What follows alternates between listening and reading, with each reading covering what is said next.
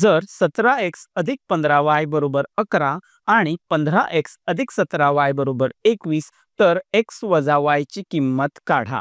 आपल्याला x वजा y ची किंमत शोधायची आहे. दोन समीकरणे दिलेली आहेत. अगोदर ती दोन्ही समीकरणे आपण लिहून घेऊयात.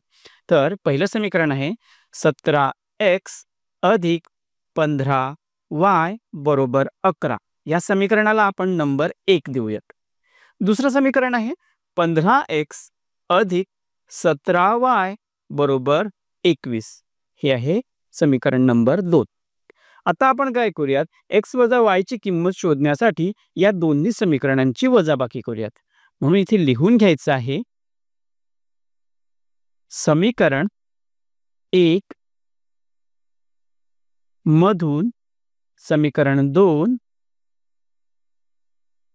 वजा करू.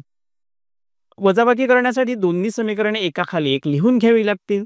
तर अगोदर पहिलं समीकरण लिहूयात 17x अधिक 15y बरोबर 11 आणि दुसरं समीकरण अगदी त्याच्या खाली लिहायचं आहे 15x अधिक 17y बरोबर 21.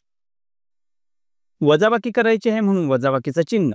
वजाबाकी करताना नेहमी लक्षात ठेवायचं की खालील बाजूला आपण जे समीकरण लिहिलेलं आहे त्याच्या सर्व पदांच्या चिन्हांची अदलाबदल करायची. 15x अधिक आहेत ते होतील वजा, 17y देखील अधिक आहेत ते होतील वजा आणि 21 देखील अधिक आहेत ते होतील वजा. आता वजाबाकी करूयात. 17x मधून 15x वजा करायचे. 17 मधून 15 गेले राहिले 2 आणि चल आहे x. त्यानंतर अधिक 15y वजा 17y.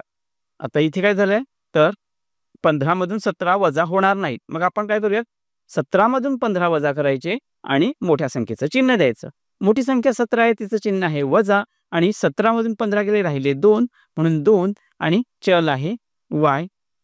11 मधून 21 वजा होणार नाहीत म्हणून मोठ्या संख्येचं चिन्ह द्यायचं आणि मोठ्या संख्येतून लहान संख्या वजा करायची. 21 मधून 11 गेले राहिले 10 म्हणून इथे वजा 10 असं उत्तर आलं.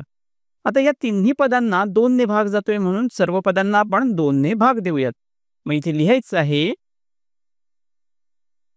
सर्व पदांना 2 ने भागून. 2 ने भाग दिल्यानंतर काय होईल 2x भागिले 2 राहिला x वजा 2y भागिले 2 राहिले वजा y बरोबर वजा 10 ला 2 ने भाग दिला राहिले वजा 5. तर आपल्याला x वजा y ची किंमत मिळालेली आहे वजा 5 आणि आपल्याला तीच किंमत शोधायची होती. तर जी किंमत आपण शोधलेली आहे त्या किमतीला आपण बॉक्स तयार करून घ्यायचं. तर अशा पद्धतीने आपण x वजा y ची किंमत शोधलेली आहे. तर इथे आपला हा प्रश्न सॉल्व्ह झालेला आहे.